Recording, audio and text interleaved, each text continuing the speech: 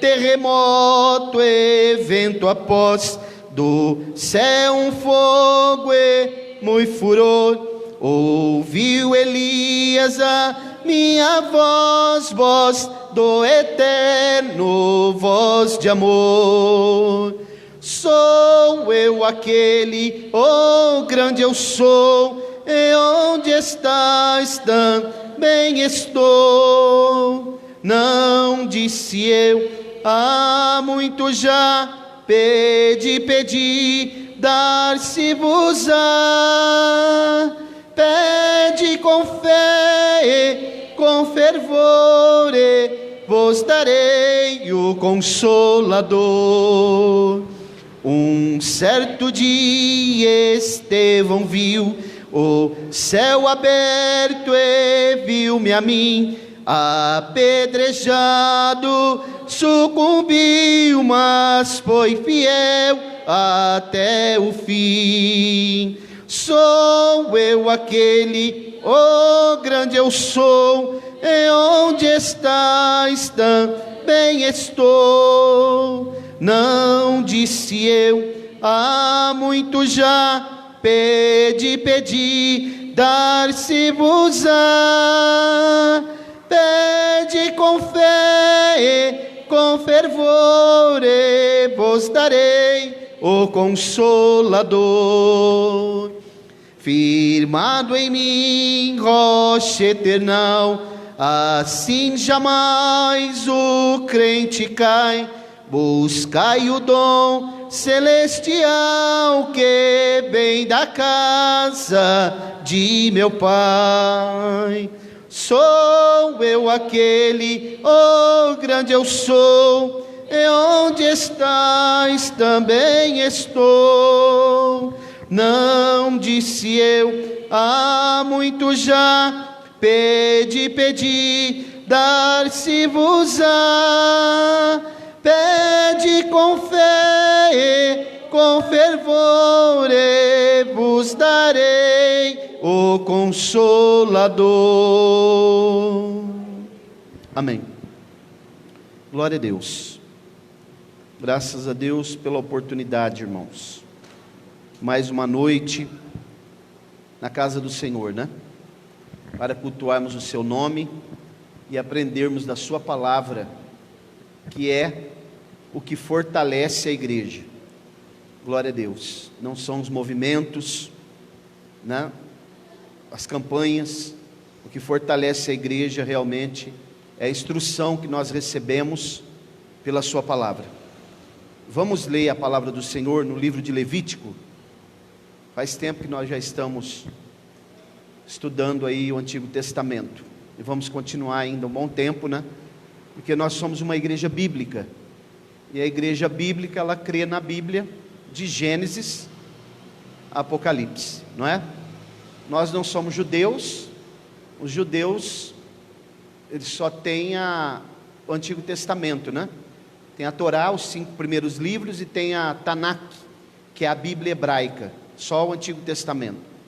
E nós temos toda a Bíblia, porque nós acreditamos na Bíblia Sagrada. Levítico capítulo 9, esse livro se chama Vaikra, né? No original. A palavra Vaikra se traduz por Echamou. Glória a Deus. Capítulo 9, a partir do versículo 1.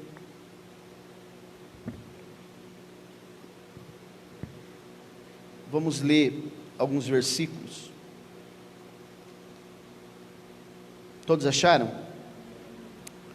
Vamos ler então a santa, bendita e eterna palavra do Senhor. E aconteceu no 8º dia, que Moisés chamou Arão e seus filhos, e os anciãos de Israel. E ele disse a Arão: toma um novilho por oferta pelo pecado, e um carneiro por oferta queimada, sem defeito, e oferece-os perante o Senhor. E aos filhos de Israel falará dizendo: tomai um cabrito de entre as cabras, por uma oferta pelo pecado, e um novilho, e um cordeiro, ambos de 1 ano, sem defeito, por oferta queimada. Também um novilho e um carneiro por oferta de paz, para sacrificar perante o Senhor. E uma oferta de alimentos, misturado com óleo, porque hoje o Senhor vos aparecerá. E eles trouxeram o que ordenara Moisés, diante do tabernáculo da congregação, e chegou-se toda a congregação, e ficou de pé perante o Senhor. E disse Moisés: esta é coisa que o Senhor ordenou que fizesseis, e a glória do Senhor vos aparecerá. E disse Moisés a Arão: vai até o altar e oferece a tua oferta pelo pecado e a tua oferta queimada, e faz expiação por ti mesmo e pelo povo, e oferece a oferta do povo e faz expiação por eles, como ordenou o Senhor. Por isso Arão foi ao altar, matou o novilho da oferta pelo pecado que era para si mesmo. E os filhos de Arão trouxeram-lhe o sangue, molhou o dedo no sangue e o pôs sobre os chifres do altar, e derramou o sangue na base do altar. Capítulo 10, versículo 1. E Nadab e Abiú, filhos de Arão, tomaram cada um seu incensário e puseram neles fogo, e puseram incenso sobre ele, e ofereceram fogo estranho perante o Senhor, o qual não lhes fora ordenado, e saiu fogo de diante do Senhor e os devorou, e eles morreram perante o Senhor. Então disse Moisés a Arão: isto é o que o Senhor falou, dizendo: serei santificado naqueles que chegarem a mim, e diante de todo o povo, e serei glorificado. E Arão calou-se. Versículo 9, versículo 8. E o Senhor falou a Arão dizendo: não bebereis vinho ou bebida forte, tu, nem teus filhos contigo, quando entrares no tabernáculo da congregação, para que não morrais. Isso será um estatuto eterno por vossas gerações. Podemos dizer amém? Glória a Deus. Muito bem, irmãos. Mais um texto aqui da palavra do Senhor, no Antigo Testamento, falando sobre algumas instruções que o Senhor está dando a Moisés em relação ao serviço dos sacerdotes. A palavra que aparece aqui, 8º dia, é uma palavra interessante, Shemini, 8º dia. O que significa esse 8º dia, que na verdade é o primeiro? O 8º dia para nós, que dia que é? O domingo, né? Mas na verdade é o primeiro. Então esse 8º dia aqui, trata-se do primeiro dia da semana no nosso calendário. Mas no calendário judaico é o 8º dia. Até porque o calendário judaico já está no ano 5.700 e tanto, né? O nosso ainda está bem aquém. Agora, irmãos, observe esse texto comigo, que nós acabamos de ler, que vai acontecer algumas coisas aqui, que tudo que está na Bíblia é para o nosso ensino. Tudo que está na Bíblia aqui tem um motivo. Nada que está aqui na Bíblia é por acaso. Tem alguma coisa que Deus quer nos ensinar, nos instruir através dessa palavra. Aqui nós estamos vendo que o sacerdote, até a própria palavra que eu falei para vocês aqui, vaikra, significa e chamou o que? É o chamado para o sacerdócio. Então a palavra Levítico, que é uma palavra grega, ela traz uma alusão aos levitas, que é a tribo de Levi. Mas aqui no texto no livro de Levítico, fala muito mais dos sacerdotes propriamente dito, do que dos levitas. Então a palavra no texto original, ela é mais adequada, porque fala dos sacerdotes, como eles atuaram, todo o seu trabalho, a maneira com que eles trabalhavam.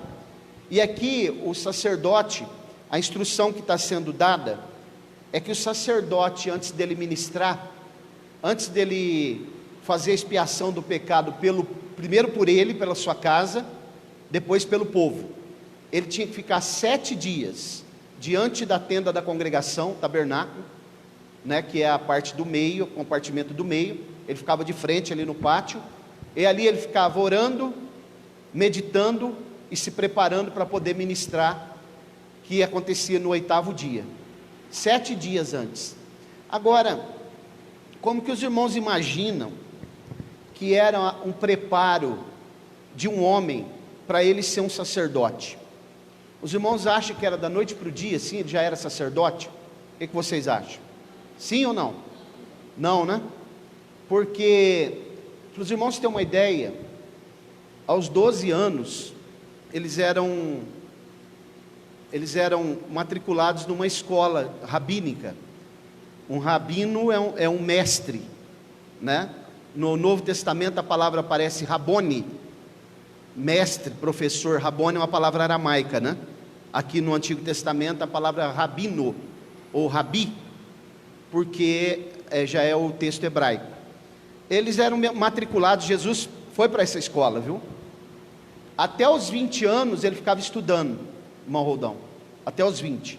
Dos 20 anos até os 30, ele ficava auxiliando outro sacerdote, para que a partir de 30 anos, ele começasse a exercer o seu sacerdócio. Com quantos anos Jesus começou o seu ministério? 30, né? Jesus não poderia ter começado antes, irmãos?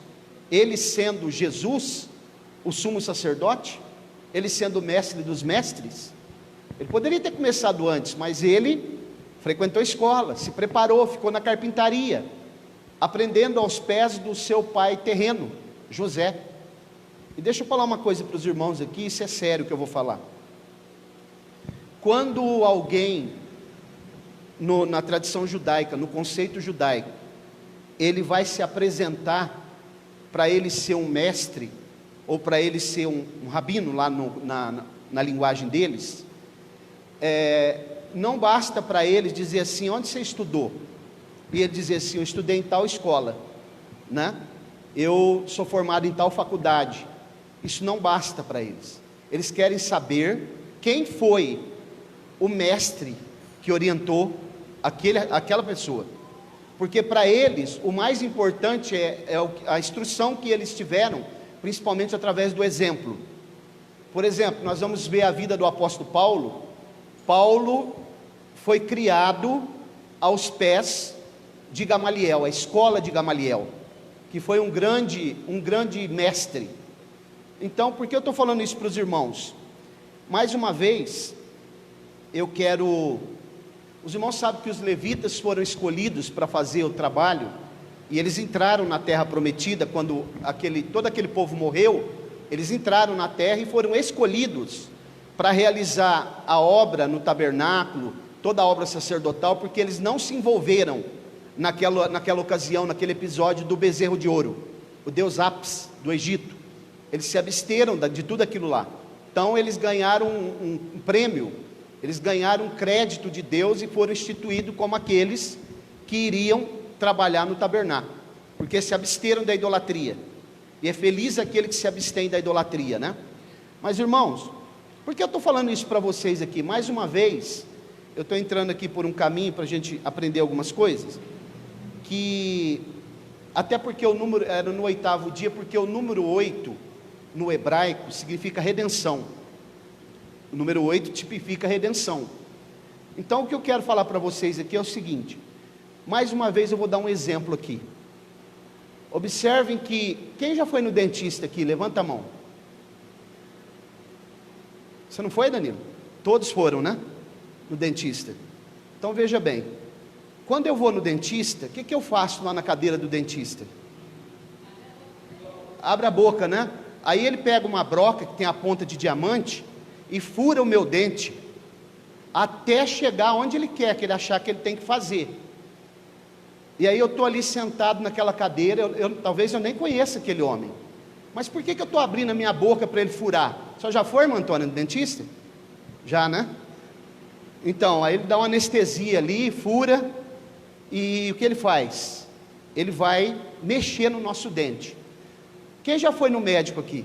Todos, né? Chega lá no médico, às vezes a gente nem conhece o médico. Se for aqui no Dr. Mamed, então, ele vai falar assim, vou te operar já, quer cortar, né? Aí ele bate assim, um dia ele bateu aqui em mim e falou, vesícula, tem que arrancar, tem que operar. Eu já sabia que não era, né? Mas às vezes, irmão, se nós estiver passando mal mesmo, nós não queremos saber quem é o médico, nós queremos nos livrar daquele problema, porque nós entendemos que aquela pessoa ali está apta para fazer isso. Quando nós vamos viajar, ainda mais se for de avião, né, que dá um medo terrível, nós não temos nem contato com o comandante, ele está dentro da cabine lá, fechado, até blindado agora as cabines depois dos atentados terroristas, a gente entra lá e vai embora, né? E já tem acontecido grandes tragédias de avião, de navio. Por que eu estou falando isso daí, irmãos? Porque na obra de Deus, nós precisamos aprender com quem sabe. Não adianta a gente colocar no coração, porque tem que ser humilde para fazer isso, né? E às vezes dá debates acirrados por causa disso, porque tem que aprender com quem sabe. Não adianta eu querer aprender com quem não sabe. E os conceitos que eu tenho, não adianta eu ter esse conceito e dizer assim, não, o meu conceito é esse, porque a Bíblia não pode ser interpretada da maneira que eu quero. A Bíblia tem regras de interpretação. Então o sacerdote aqui, ele ficava lá, aos 30 anos ele começava a trabalhar no sacerdócio, exercer o seu ministério. Então veja bem, Jesus começou nesse tempo. Nós vivemos um tempo hoje, eu tenho falado muito isso daqui já, que existem muitos líderes. Aqui no Brasil, por exemplo, existe uma gama tão grande de denominações, estou falando de liderança eclesiástica, de igrejas, de grupos, de movimentos, tem até o grupo dos desigrejados, né? Que eles dizem que não tem líder.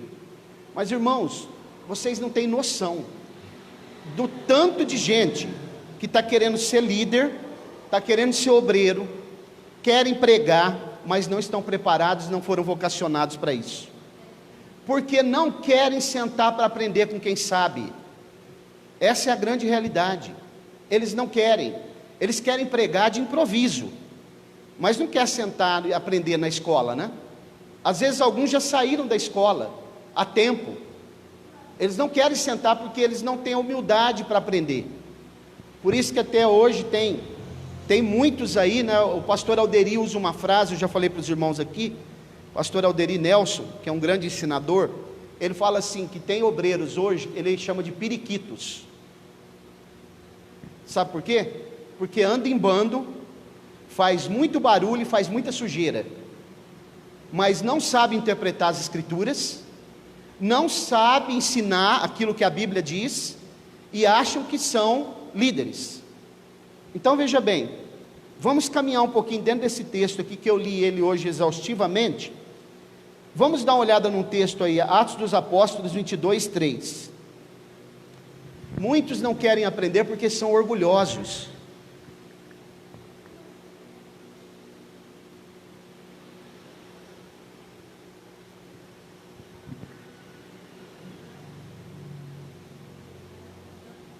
Como diz 22, 3, olha, quem vai falar isso daqui?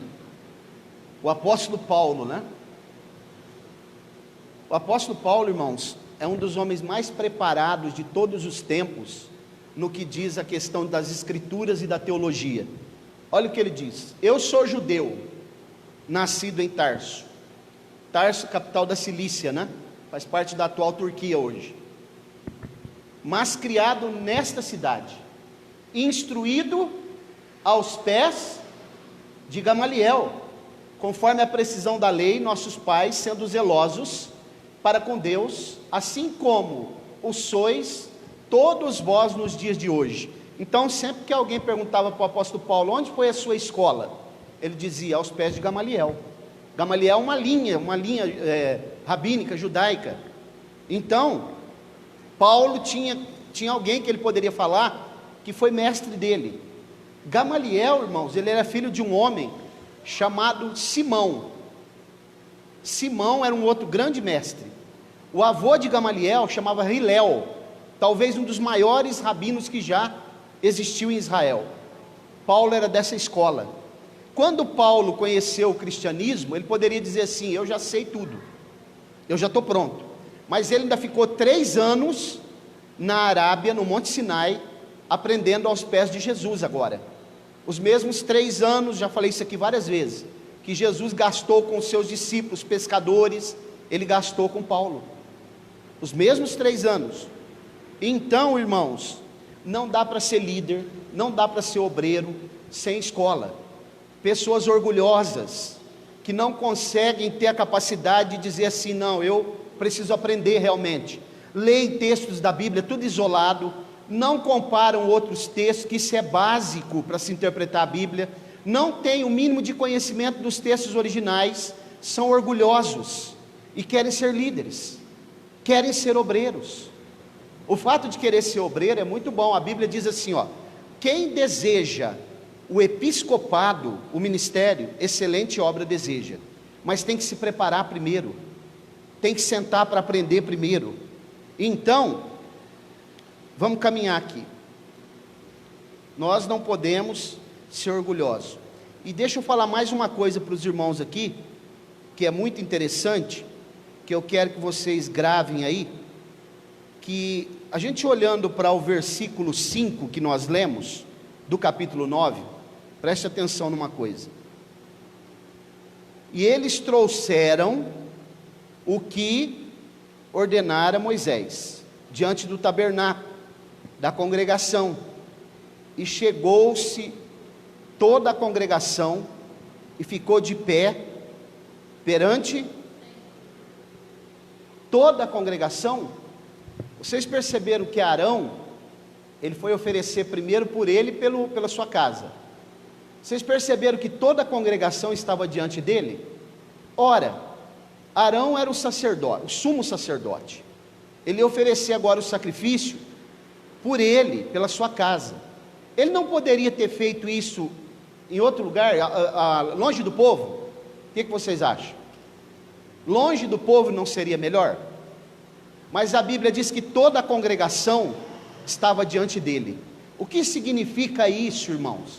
Significa que quando eu sou obreiro, principalmente obreiro, todo crente, viu, geral, mas principalmente um obreiro, não pode usar máscara. Não pode. Eu não posso fazer um personagem. De vez em quando a gente vê pessoas pregando, você percebe que é um personagem que ele está fazendo. E eu falei uma coisa para os irmãos aqui, domingo eu vou repetir. O que vocês preferem? Vocês preferem um apóstolo Pedro, que era sanguíneo, explosivo, ou vocês preferem o Judas, que dá beijinho no rosto? O que vocês acham? Por que o senhor está falando isso, pastor Mauro? Eu estou falando, irmãos, porque às vezes a gente encontra pessoas na rua, no mercado, já até irmãos vieram falar para mim, e essas pessoas não saúdam a gente com a paz do Senhor. Eles não têm a capacidade de dizer a paz do Senhor. É personagem, ele está maquiado de alguma coisa. E mais uma coisa que eu quero mostrar para os irmãos aqui, para que seja alerta para nós. Para eu e você confiar numa pessoa, num obreiro, para ele ser líder, ele tem que ter defeitos, ok? Ele tem que ter defeitos. Sabe por quê? Porque se ele não tiver defeito, ele é Deus, ele não é obreiro. Então, irmãos, nunca confie em alguém que demonstre uma posição, né, que ele use uma máscara, que ele não tem defeito, que ele é bonzinho, que ele dá tapinha nas costas de todo mundo. Nunca acredite nisso, porque esse homem não existe. É falsidade quando eles fazem isso. Sabe por que não existe? Porque Davi foi o maior rei de Israel, tinha muitos defeitos. Várias vezes ele errou, várias vezes Deus precisou trazer ele, corrigi-lo. Esse mesmo apóstolo Paulo errou várias vezes. O apóstolo Pedro então negou Jesus 3 vezes, e Jesus restituiu ele. Porque se você quer confiar em alguém, eu não estou falando de defeitos que suplante as qualidades, isso não. Eu estou falando de defeitos que todos nós temos. Então, se você quer confiar em alguém como líder, nunca faça na sua mente, na sua cabeça, no seu coração, a ideia de que você vai ter um líder super-homem, que não erra, que não tem falhas, porque não existe esse homem. O único homem assim chama-se Jesus Cristo. Ele nunca errou, ele nunca falhou, ele foi tentado em tudo, mas ele não cedeu. Nós não temos a capacidade de fazer isso, estamos sendo aperfeiçoados. Nós erramos toda hora, irmãos, toda hora. Agora, não podemos deixar os defeitos suplantar as nossas qualidades. Então, se você quer se espelhar em alguém, quer olhar para alguém e dizer assim, não, esse homem, ou essa mulher também é confiável, observem se ele tem caráter, observe se ele procura viver o que está na Bíblia, mostrar Jesus como centro e se ele tem defeitos. Porque nós estamos vivendo uma época hoje, irmãos, muito complicada. As pessoas preferem uma ilusão confortável. A pessoa pode ser mau caráter, pode ser o que for, mas se ela te abraçar, te dar beijinho, né? E passar a mão na tua cabeça, ó, homem de Deus esse aí. Cuidado, irmãos, não é assim. As coisas não funcionam assim. É melhor que alguém chegue em nós, às vezes seja até duro conosco, mas fale o que nós precisamos ouvir. Eu fico bobo como que tem pessoas que preferem maquiar aquele que passa a mão na cabeça. A grande maioria prefere isso hoje. Nós estamos falando de quem aqui? De Arão, um homem que estava servindo perante o Senhor. Estamos falando do apóstolo Paulo, estamos falando de Pedro. Estamos falando, irmão, de pessoas que eu tenho certeza que estavam muito além de nós nas questões de intimidade com Deus, mas eles erravam, todo momento. Os irmãos perceberam quando Pedro negou Jesus, como ele ficou. Ele disse assim, não, eu não conheço ele.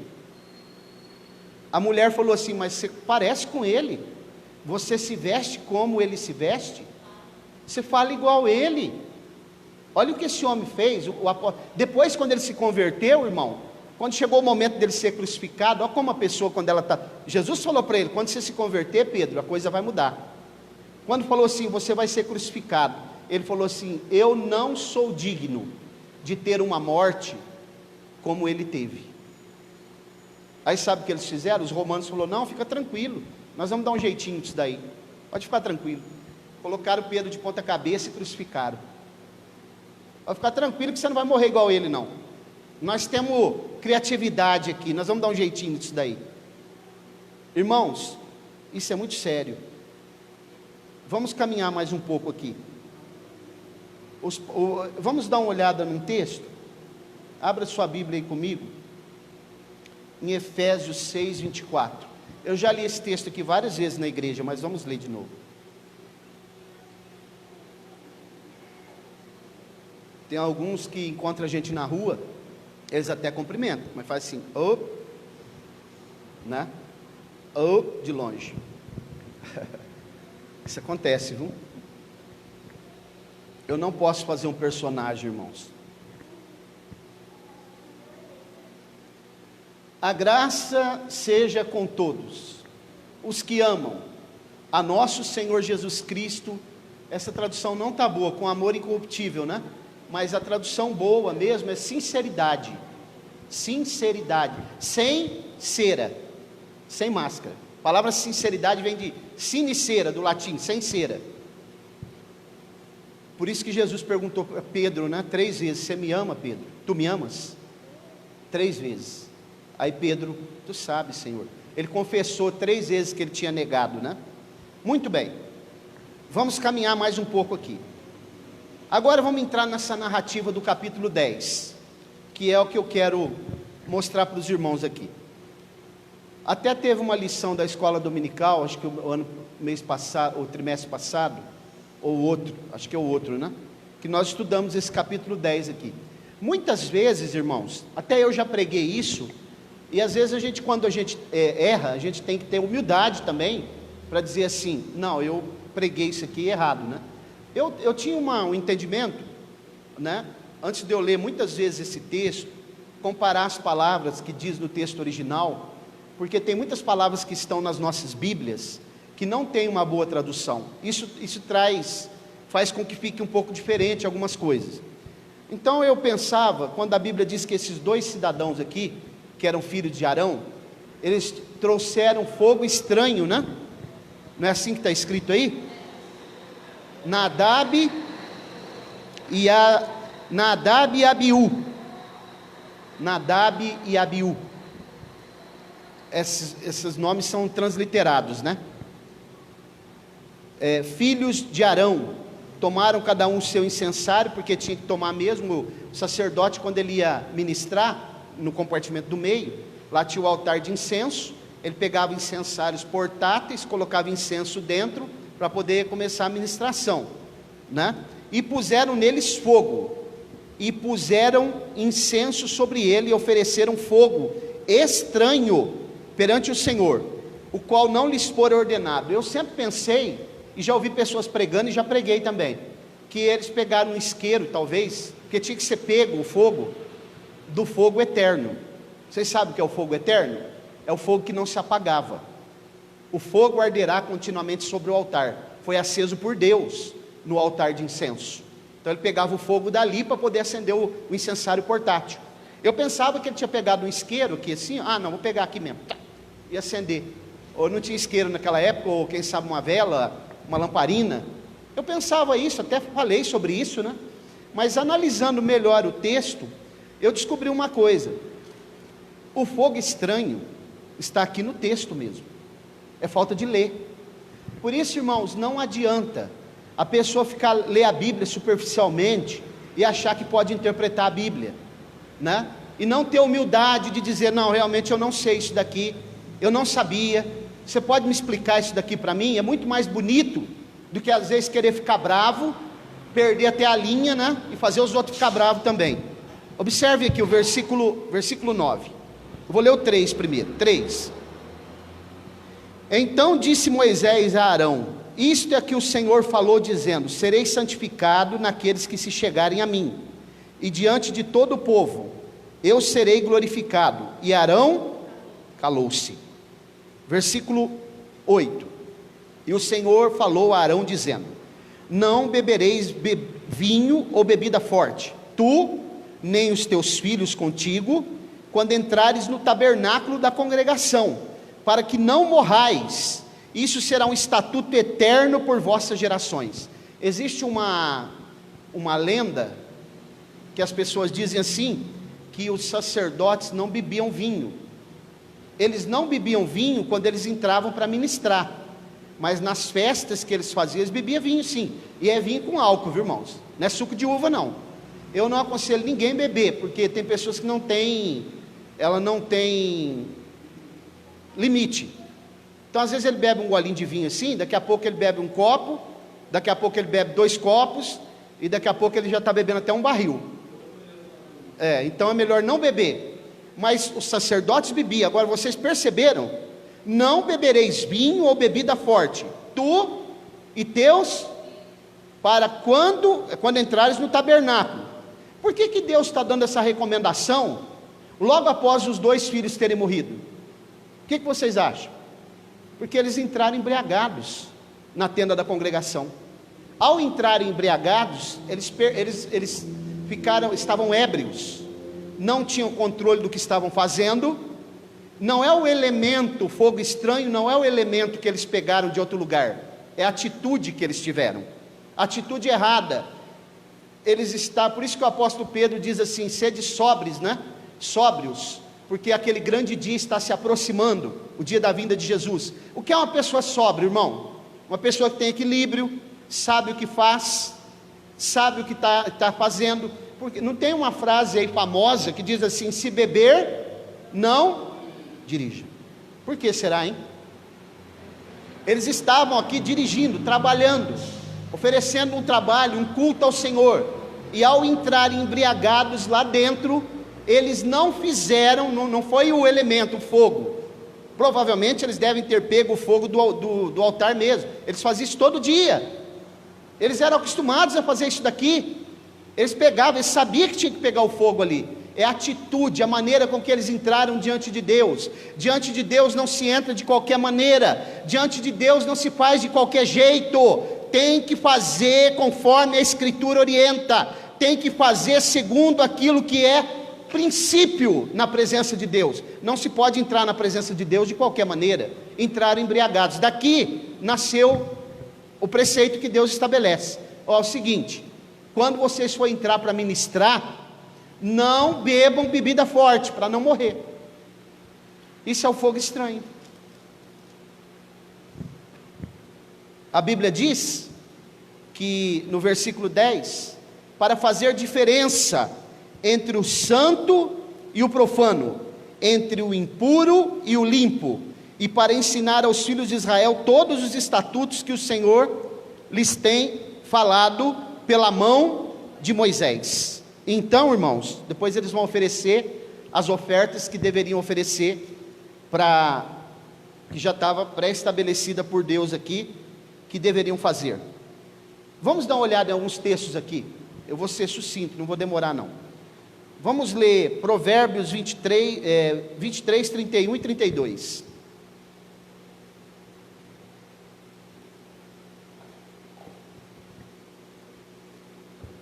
A Bíblia fala no Novo Testamento, é antigo, é depois de Salmos, né? A Bíblia fala no Antigo Testamento, no Novo Testamento, que Paulo recomendou o seu filho na fé, Timóteo, que era um obreiro, né, para beber um pouquinho de vinho, por causa do seu estômago, que ele tinha problema no estômago, e a água não era tratada como essa de hoje, e trazia muitas doenças. Então Paulo recomendou: toma um pouquinho de vinho, não tome só água. Agora, o grande problema, irmãos, é que nós temos que ter coerência. Como que eu vou beber vinho para dirigir? Como que eu vou beber vinho para vir? Já pensou eu aqui na igreja pregando para vocês bêbado? Os irmãos sabem muito bem o que aconteceu com Noé, né? Quando ele entrou dentro da tenda dele embriagado, despiu-se lá dentro em Gênesis 9, e lá dentro aconteceu um grande problema que muitas pessoas não querem admitir, porque são orgulhosos e têm a lente da religião, mas ele foi abusado pelo próprio filho dentro da tenda. Isso está nos melhores comentaristas, isso está na tradição judaica, e está nas raízes dos textos originais. Não foi só porque ele viu o filho viu ele sem roupa. Ver a nudez tem uma conotação sexual, porque ele estava bêbado, tinha bebido. Então os irmãos imaginem, a Bíblia fala das filhas de Ló, elas embriagaram o próprio pai e deitaram com ele, a mais nova e a mais velha. Desse incesto nasceram duas nações inimigas do povo de Deus: os moabitas e os amonitas. Amon e Moabe, né? Os dois filhos, de incesto. Então, é sério, irmãos. Observem, Provérbios 23, 31. 23, 31. 23, 31 e 32, né? Vamos ver o que está dizendo aí. Prestem bem atenção.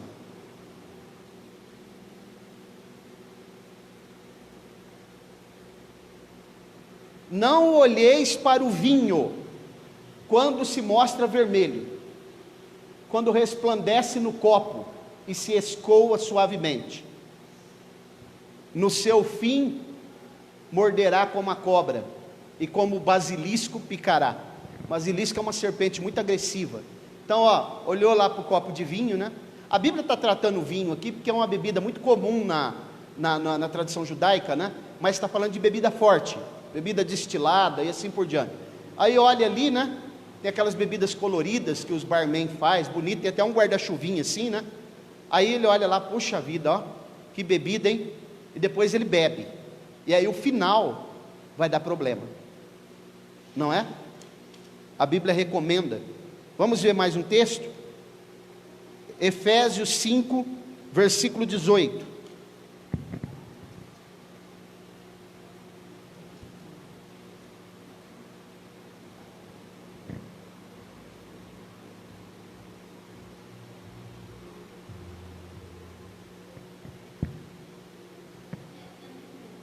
É no novo, Júlio.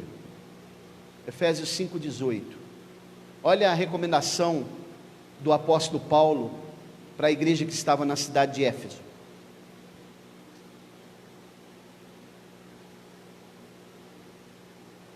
E não vos embriagueis com vinho, no qual há contenda, devassidão, mas enchei-vos do Espírito. Então, irmãos, a recomendação de Paulo da Bíblia para nós é que nós nos abstemos. Você pode até perguntar assim: pastor, é pecado chegar no final do ano, tomar um golinho de vinho? É pecado estourar uma champanhe e tomar um gole? Não, não é pecado, só que tem que ser comedido, né? A pessoa precisa ter equilíbrio, porque senão depois começa a sair asneira, isso não tem dúvida. E esses dois aqui eram sacerdotes, os irmãos já imaginaram, dois sacerdotes, no momento da ministração, no momento de fazer o trabalho de Deus, que é sério, os dois embriagados, é estranho, não é? Por isso que é fogo estranho, estranho, né? Nós vamos concluir, fogo estranho, né? Então, nós temos que ter bastante discernimento, né? Esses dias que nós estamos vivendo aí, muitos líderes também não estão se embriagando com vinho, bebida forte, mas estão se embriagando com o dinheiro, teologia da prosperidade, estão se embriagando com movimentos estranhos. Isso é fogo estranho, viu? Campanhas, movimento estranho, movimento que não traz edificação, movimento que só chama movimento mesmo, não tem nada de avivamento, né? Pessoas que são líderes de grandes comunidades aí, estão embriagadas com heresias, com ensinamentos que a Bíblia não aprova. Nós vemos muitos deles aí. Vamos ler um texto que é bem conhecido. Abra sua Bíblia em Mateus capítulo 7, muito conhecido, né? Porque embriagar-se talvez não é só com bebida, né? Pode ser muita coisa. Mateus capítulo 7, os irmãos já conhecem bem esse texto, mas vamos ler, né? Vou ler a partir do versículo 13. Diz assim a palavra do Senhor: entrai pela porta estreita, porque larga é a porta, e amplo é o caminho, que conduz à destruição, perdição, e muitos são os que entram por ela. E porque estreita é a porta e apertado é o caminho que conduz à vida, são poucos os que a encontram.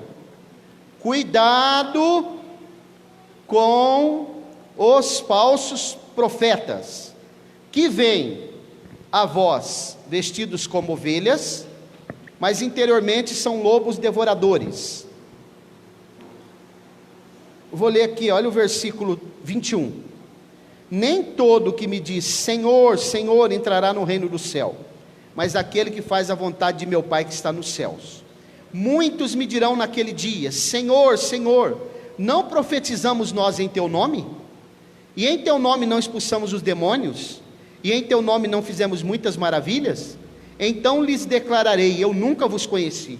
Apartai-vos de mim, vós que pratica, vós trabalhadores, ou que pratica a iniquidade.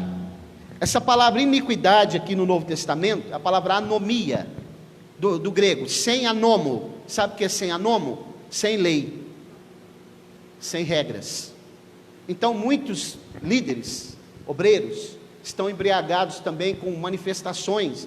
Irmãos, nós cremos em milagre, eu já deixei isso aqui muito claro. Nós acreditamos que Jesus pode curar uma pessoa, nós acreditamos que Jesus pode ressuscitar um morto se Ele quiser fazer, porque Ele é o mesmo, Ele não mudou, nós cremos. Agora, o milagre não deve ser a nossa busca, não deve ser a nossa prioridade é a salvação, porque o milagre não nos garante salvação. Deixa eu perguntar uma coisa para vocês aqui, pessoas que estão se embriagando com campanhas atrás de milagre, isso é fogo estranho. Vocês acham que a ressurreição de Lázaro foi um grande milagre? O que vocês acham? Sim ou não? Quantos dias fazia? 4. Foi um grande milagre? Onde Lázaro estava no momento que Jesus foi crucificado? A Bíblia fala onde ele estava? Sumiu, né? Pois é. Aliás, quase todos sumiram, poucos estavam lá. Cadê aquele leproso, os 10 leprosos que Jesus curou? Cadê eles? Estavam lá? 9 nem voltou para agradecer.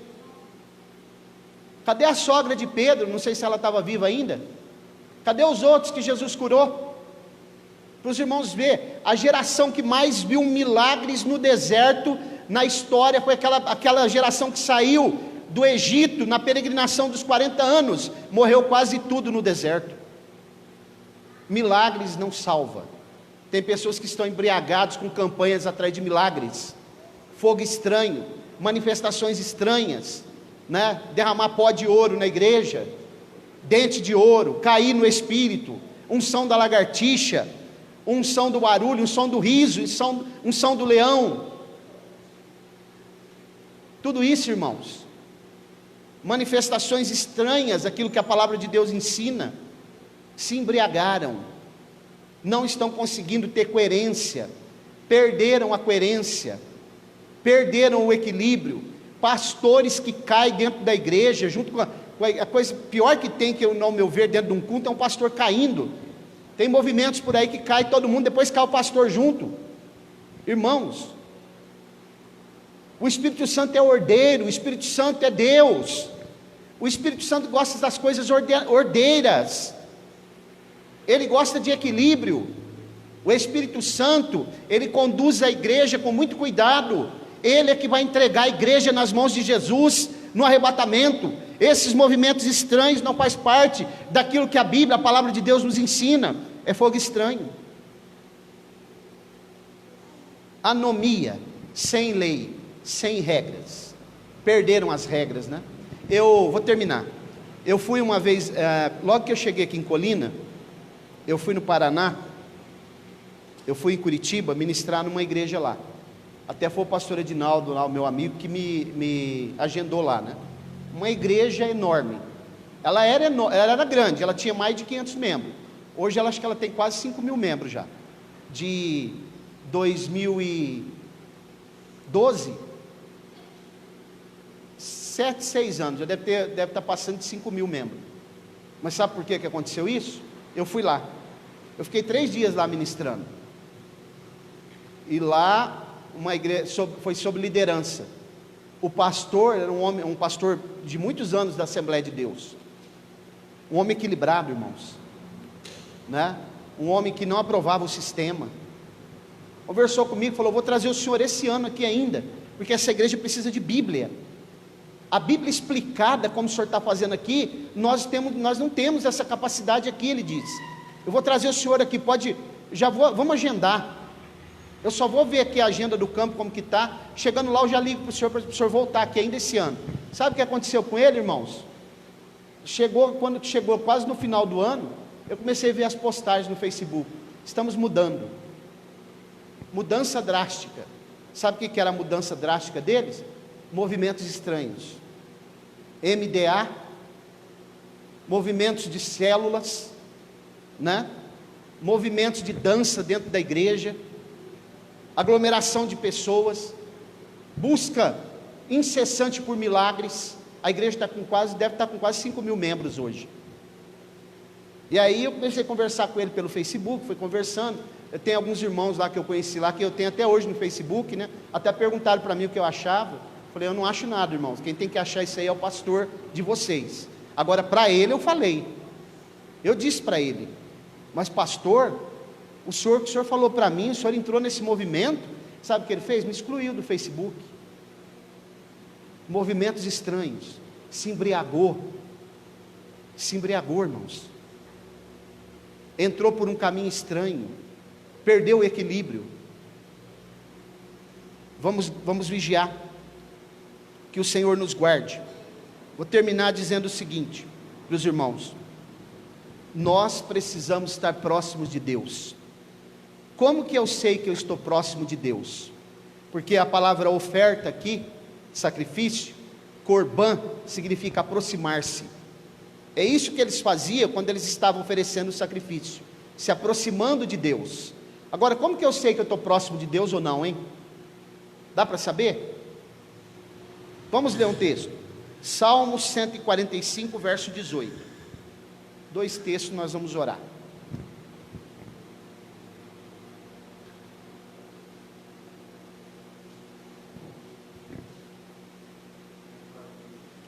O verso 18, 145, 18.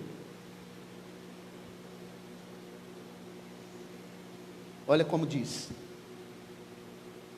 perto está o Senhor de todos os que o invocam, de todos os que invocam em... Olha como que eu sei se eu estou perto dele ou não.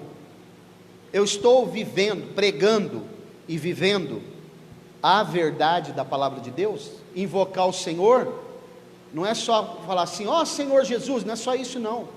Não é só orar. Invocar o Senhor implica em muitas coisas.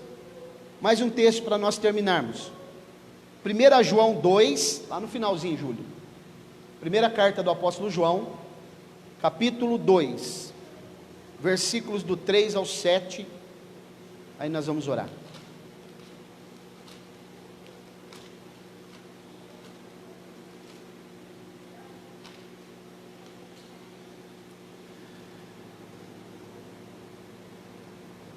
Primeira João 2,